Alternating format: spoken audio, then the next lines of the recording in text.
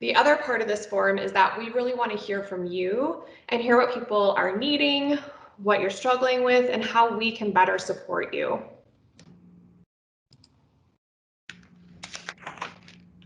So we have exciting news to share with you tonight in the ways that we have adapted in this new normal with the mill levy funding that we receive from taxpayer dollars. We hope that you are going to find this information beneficial and useful in your lives. Our overall goal is to get you the information and make sure that you all understand how you can access these great services. So something that we all struggled with when COVID hit, there was a stay-at-home order. Many of the day programs closed, and we all were forced to really change our lives. It led to a lot of confusion and isolation for all of us. Confusion continues as things change on a rapid basis from one day to the next. And so by having mill levy already in place and having a great source of flexibility, we were able to react quickly when the coronavirus hit, and we were able to create these boredom buster packages.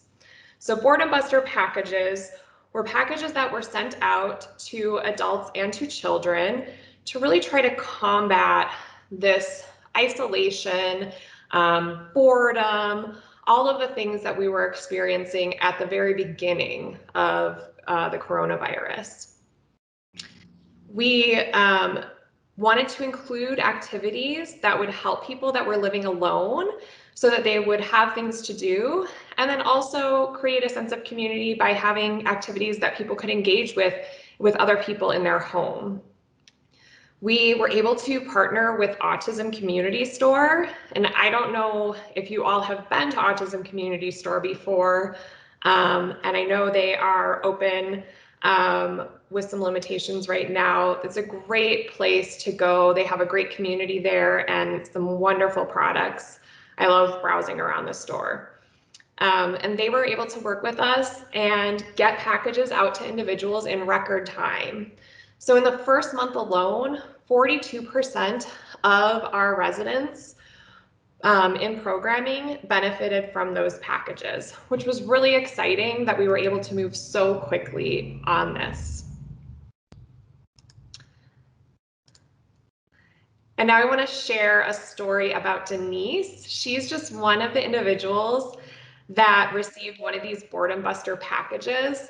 The best part about working at RMHS and working in the mill levy program is when we get sent pictures of individuals that have received support, and we get to see this money in action and really get to see how this is impacting people.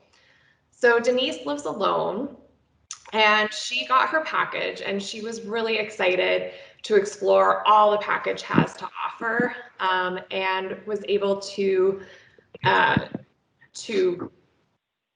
use these products during this time that she had to stay at home. So there's several ways that we're able to deliver mill levy services, and those are the things that we are going to talk about tonight. So our overall goal is always to increase access so that everyone has the opportunity to receive support, and also to increase flexibility with the service options. Many times a program is offered and barriers are put up so that we're not able to get everything that's needed. And so our goal is to be as flexible as possible and really be able to meet those individual needs. So we are going to discuss some ways that we have been able to support you in the past year and some ways that we're looking to support you moving forward. We are now ready. I'm going to introduce you to our waitlist service coordinator for adults, Nicole Day, and she is going to present a little bit about information that is relevant to her work with all of you. Hello, I'm Nicole, and yeah, as Lindsay mentioned, I am the DD waitlist and Levy Service Coordinator. So what I do is I provide Levy case management services to our adult individuals who, with IDD, who reside in Denver County and are on the Home and Community-Based Services Developmental Disabilities Waiver waitlist and are not actively enrolled in our Medicaid waiver IDD services. So some of these individuals might be enrolled in other HCBS Medicaid waiver programs like elderly, blind, and disabled, or the community mental health waiver. There's also home care allowance. So I'll help coordinate different Levy needs that these individuals have that maybe aren't getting met through their current waiver. And so I'll also monitor and discuss their DD waitlist status and talk about that. I'll also offer options counseling to these individuals and families just to make sure they know the various waivers and services that are available to them, which also includes our Levy funding options and programs that they can access in the meantime while waiting for DD waiver services. So I also coordinate Levy services and supports for adult individuals who are either not eligible for long-term Medicaid waiver services, or they may receive case management services from a different community-centered board other than RMHS. So maybe an individual receives case management with developmental pathways, but they live in Denver County, so they can access Levy funding. I don't know if you're on the next slide, but okay. I'm ready for it. Okay. Cool. So I'm going to talk a little bit about our Levy service plans. So one of the ways that Levy has helped meet the needs of the individuals we serve is through what's called a Levy service plan. And these can really just fill the gaps in support needs and provide services that are either unfunded or underfunded by Medicaid or other resources. So if you look to your right, you'll see some examples of these services. And these pretty much mirror what the supported living services waiver, all those services that are on there. So services like mentorship, personal care, respite, homemaker, day program services, music therapy, massage therapy, behavioral therapy. These are all services that can be provided through Levy funding when Medicaid or their current waiver doesn't authorize these services, whether it's due to budget thresholds or say that particular waiver is not offered, or that particular service is not offered in that waiver or program. So I'm ready for the next slide. So this is Jose. He's one of my Levy clients who's on the DD waiver. He's such a sweet young man who graduated from high school a little over a year ago, and he's enrolled in the home care allowance program. And this provides some financial support to families so that they can be compensated in some way for the care that they're providing to their loved ones that allows their loved ones to remain in the home. But this is really limited to services provided in the home, and the state doesn't allow for someone to be enrolled in the home care allowance program and receive another waiver service program. So for Jose, this meant that he couldn't qualify for any other services, such as the supported living services waiver. So when he graduated, there wasn't a day program or activities that could be funded through Medicaid. So that's where Levy came in. He was able to get connected with Trellis, which is one of our Levy providers, and he receives community connection services with them.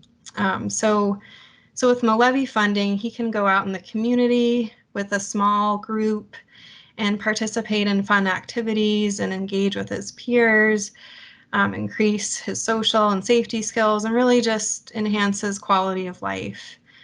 He otherwise wouldn't have this level of structured activities or a program to really fill his time. So this really made a huge impact, and he really looks forward to going out during the week with his group. And there are, several other clients that this kind of service specifically is not provided within the waiver or program that they're in. So this level of funding that we can provide with Levy really adds that quality of life. And so I also want to talk a little bit about music therapy too, because that's also a service that's not provided on the elderly, blind, and disabled waiver, for example, or the home care allowance program. And so I have a couple clients that are getting music therapy, weekly music therapy that is funded through Levy. And this really just helps them communicate and express themselves, express their needs. And it's a really great way to also increase coping skills. So these are just a couple examples of how these Levy service plans have really met these needs that otherwise would be unmet. So yeah. So I think I'm ready for the next slide here. So in addition to the Levy service plans, Levy has also helped fund individualized and unique needs. So this is Kendra here. She's on the EBD waiver and also on the waiting list for the DD waiver. She has a diagnosis of cerebral palsy and uses a wheelchair. And this summer, Levy was able to fund a MICA special needs tricycle for Kendra through eSpecial Needs. Kendra has very limited mobility, and this type of tricycle allowed her independence and freedom while strengthening her muscle tone. And this particular trike was really the only safe option for her because it had a well-harnessed structure that would not pose a risk of her falling. And so with COVID, this really provided Kendra with a fun activity for her to engage in outdoors while building muscle strength. And her mom reported that she was able to achieve a level of independence and extreme happiness. So these are just, in addition to some of the other individualized requests that were mentioned earlier, these are just some examples of how Levy can really meet these individualized and unique needs. Great, thank you so much, Nicole. So that story that Nicole was able to share really leads into our next area, which is individual requests. And I believe at least one of the questions that I saw is about an individual request. So I'm hoping we can answer a few questions while I talk about this. So individual requests are one of my favorite parts of Levy because we are able to truly meet the unique needs of individuals. We all have differences and things that we enjoy and things that we need, and those things are all different for people. So the individual requests really give us an opportunity to help with those needs as they arise. So the first step in the process with individual requests is really talking to your service coordinator. If you don't have a service coordinator, there is a form on our website that you can complete, and this will take you to our intake department, and they're able to help you get started with this process. You don't have to be receiving services with Rocky Mountain Human Services, and Nicole talked about that a little bit already, in order to receive support through the Levy. So I can't say enough about our service coordinators and all that they have to manage to make sure that these individual requests are completed and put in. I saw a question about the form of payment that's needed and how to navigate that. We pay vendors directly when an individual request comes in, or we have items delivered to your home. So it's definitely best to work with your service coordinator to identify how something needs to be paid for, if a vendor will accept a check from us, or if we need to look at another form of payment for that. So we have ways to navigate that, and we try to knock down all those barriers so that we can get people what they are needing. Some examples of things that we have been able to fund with these individual requests are paying for a bed for an adult, paying for diapers for a child, or potentially funding speech services for a child. Rahel, if you can go to the next slide.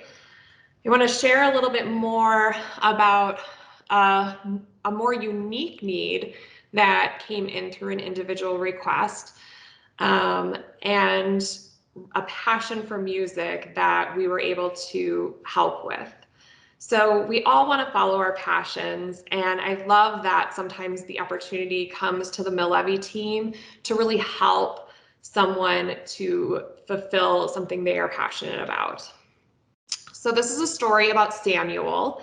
He was looking to decide what to do with his life. He had a job already, but it wasn't necessarily something that he wanted to continue to do long term. And he knew that his true passion is music. So during a home visit with his service coordinator, Sarah was able to ask, "Is there anything at all that you need?"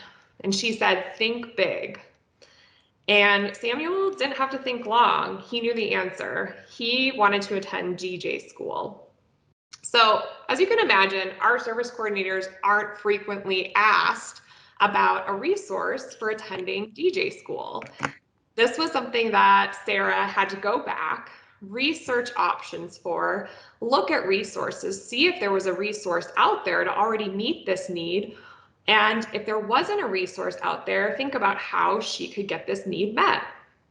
So she found the perfect class for Samuel, and they applied for Levy funding through an individual request. Unfortunately, while they were working on this, that is exactly when COVID happened. So Samuel's day program closed, and the class was closed and no longer being offered. But the great news is that Sarah kept up with that DJ course, and she was able to find that they were offering it online. So she worked very quickly to get that request back in, make sure that we were able to pay for an online course, and then Samuel was able to finally attend school online. So this is just one example of the many steps involved in the process, but also the great strength and creativity that we're able to offer through this program. And I'm also seeing a question, are there basic criteria for the Levy money that we use, and how long does the process take? So for individual requests, we have the Levy team review these requests 3 times a week. There are several steps in the process, so the information has to go to the service coordinator, and some basic documentation needs to be obtained to show the cost of the item or the service, and then the service coordinator is able to put that request in. After it goes through the Levy review, it does go to our finance team, and they're able to cut a check or to make a purchase online for that.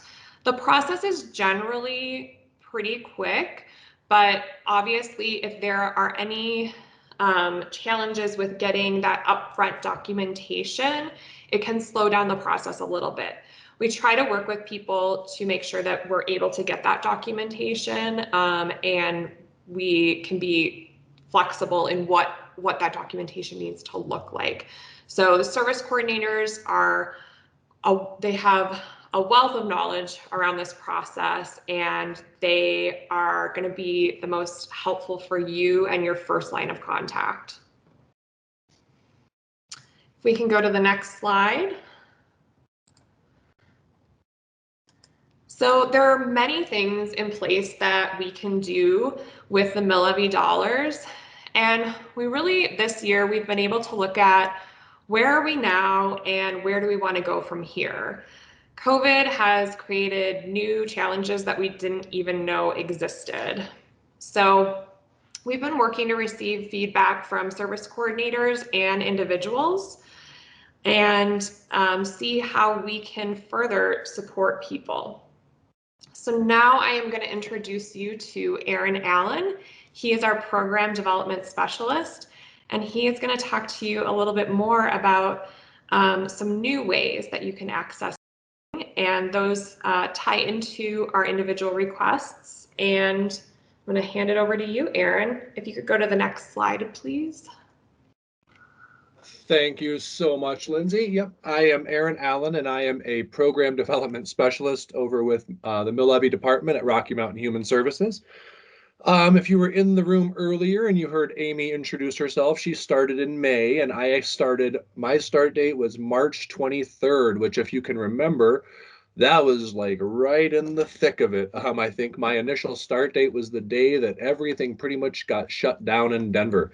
So I have seen firsthand how important technology is in thriving in this virtual world. I think back to the fact that if it weren't for all of this technology and the access to the internet, that I would not have a job right now. So I know how important it is. And as if you can imagine, a lot of the feedback that we received as we talked to service coordinators, a lot of it was making sure that individuals had access to the internet and were able to still participate in this world as it went virtual. And we recognize those virtual connections are extremely important going forward, and we want to ensure that internet access and reliable, affordable internet does not become a barrier to all of us continuing to maintain the relationships that are important to us. Staying connected to those providers and friends and our families is more important now than ever as we face safer at home orders and uncertainty about what the future might hold. Being able to maintain those relationships in any way possible is just paramount to our sanity right now. And we recognize that right now, the ticket to that is the internet. So we have a couple different ways that we're enabling that. We have temporary assistance available through those individual requests that Lindsay has just shared about, and I know Nicole touched on. You might get about it, but individual requests are the ticket to a lot of these services right now through our funding. So we have temporary assistance for individuals that already have an internet connection and might need a little bit more support. I know I recently had to upgrade my service because the internet that I had just wasn't enough to communicate with my doctors and do the things that I needed it to do. We're also extremely excited about a partnership that we're developing with Xfinity and Comcast through their Internet Essentials program. That program is really focused on providing access to individuals with economic challenges, providing them access to affordable and reliable internet, at a quality speed, not just like old AOL dial-up, but an internet that's actually going to get us what we need. That program's been around since 2011, but obviously didn't gain as much traction until COVID hit and thrust us all into this new landscape. And really kind of changed it. So we're really focused on developing a partnership with them that's going to ease the access and kind of streamline the process for signing up and make it as user-friendly as possible so that that internet access doesn't become a barrier to anybody thriving in this virtual world.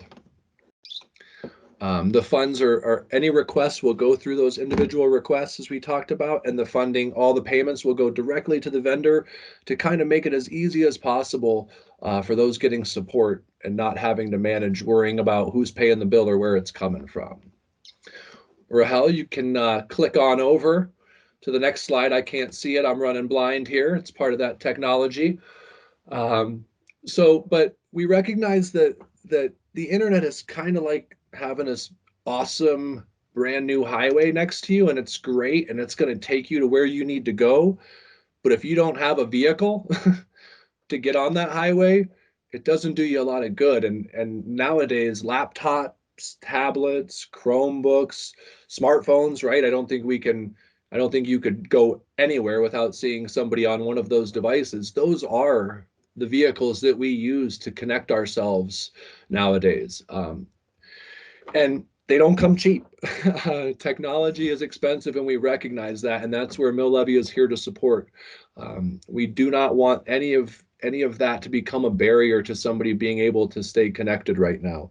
Like I talked about earlier, these connections right now are so important. I think of the ways that I've connected in the last 6 months and how much it has changed. Whereas we used to maybe go meet somebody at a coffee shop or a restaurant or a park and have lunch, and how important it is now to have a tablet and be able to do that virtually for a host of things, from service provision to connecting with our doctors, to watching. Nowadays, I think we can all watch movies together from our own homes and share the connection on our tablets if we have them. So we really want to make sure that everybody has the technology they need to maintain those connections, especially seeing day programs and museums and all of the different ways that these services are going virtual. And we want to make sure you're connected. We've identified a group of items, done a lot of research to try and identify reliable and kind of well-reviewed items that our service coordinators can use as a quick list, so they're not rummaging through looking for a reliable device. It doesn't mean that that's all that's there, but it's just kind of a quick go-to. Obviously, any adaptive equipment or specialized device that's needed, we want you to submit again through those, you guessed it, individual requests. The benefit to those is that all of those devices will be shipped directly to your home, and you won't have to mask up and go brave the crowds to shop. All those things can be done through those individual requests and shipped directly to you. Rahel, we can move on to the next slide. So we've got the highway, we've got the right vehicle, but now we got to make sure that we all know how to drive. And over this last 6 to 9 months, however you want to look at it, we've recognized that not everybody started in the same place.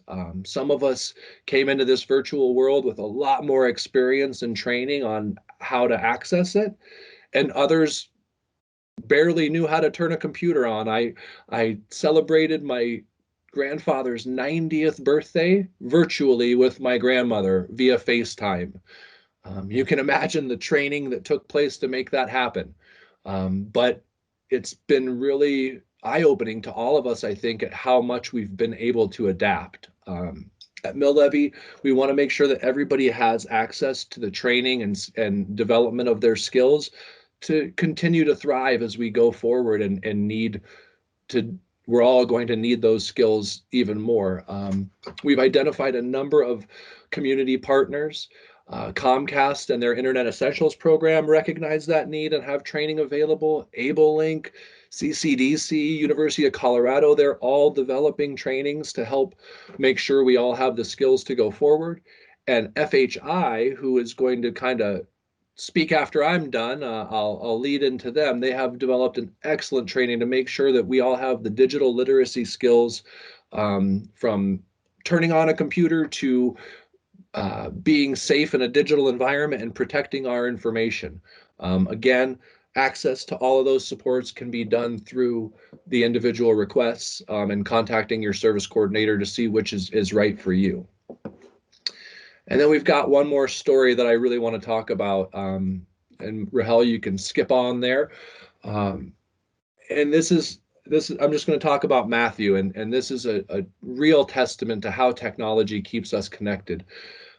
Matthew is deaf, and throughout his life has faced a number of challenges. as you can imagine, in accessing his community. And recently, technology helped him overcome his most recent hurdle.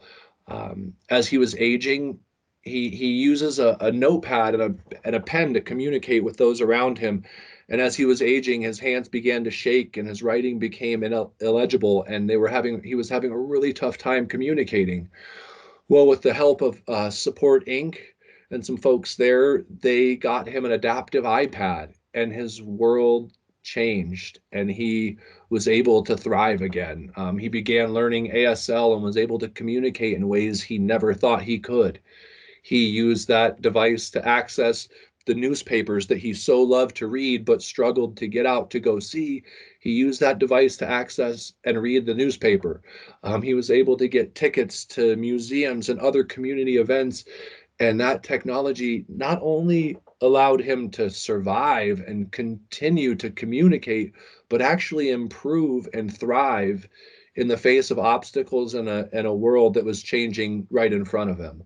And that's really what we want to do as we go forward with Mill Levy, is really use this funding to help us all connect and not just get by, but thrive going forward. Thanks, Aaron. It looks like we are bumping up on our time here. So I just wanted to open it up for questions now, and we can stay on kind of during that break time as well to answer questions. Hello, I'm with a group of different moms from the same agency, but I'm a mom and I'm a client for you guys, and I'm also a worker that works for an agency that helps people get the benefits. But I have noticed that different clients from different coordinators get different benefits. For example, if both clients need rent, a different coordinator would give them the rent, but then the other coordinator wouldn't. Is that because of different guidelines or different rules for each coordinator? We don't. Thank you so much for asking the question. It is obviously a challenge to make sure that we are getting all the same information out to everyone. And that's one of our goals always, is to really increase access to services so that people are getting the same information, have access to the same things through Mill Levy. So one of the things we have been able to fund, and specifically this year related to COVID, is assisting with rent. I will definitely share some of the challenges that we run into sometimes with funding rent, is those documentation requirements. And so again, the service coordinators are wonderful in being able to work with individuals on what those requirements are and how we can meet those requirements when it is difficult to get that documentation. If you're hearing that someone is receiving something different than what you're receiving, oftentimes that can be related really to those more individualized needs and things that people are needing in their lives. But in terms of rent, oftentimes we are looking at what is the need there, and how can we help support with getting meeting those requirements for that documentation. If you are hearing different information, there again is that form on our website that you can utilize to request funds, and that will go to the service coordinator, and we do track that information as well so that we are clear that those requests are able to go in. You can also reach out to our team if you are running up against barriers, or ask to speak with the supervisor for that service coordinator so that they can help you. We don't ever want there to be barriers or misinformation out there, and our service coordinators work really hard to give consistent and clear information to everyone.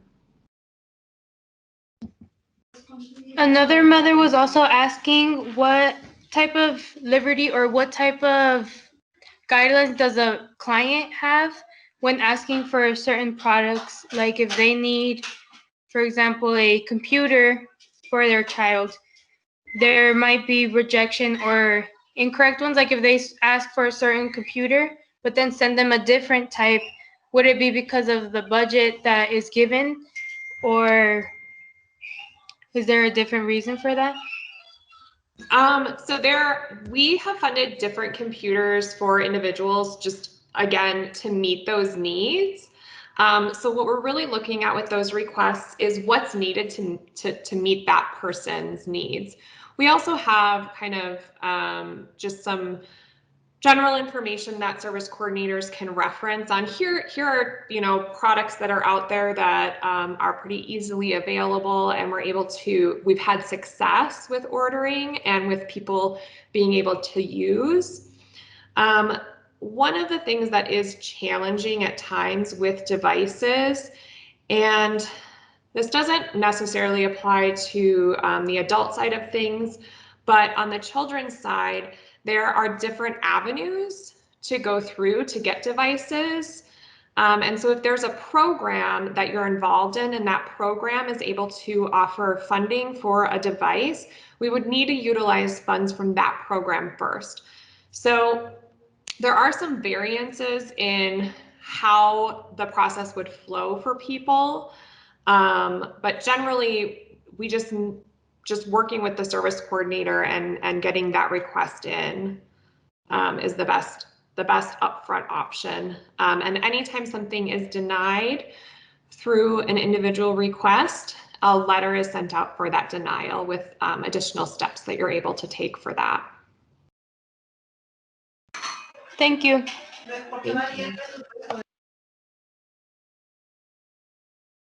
Okay, in the interest of time, I know we have our presentation with Financial Health Institute starting up at 7.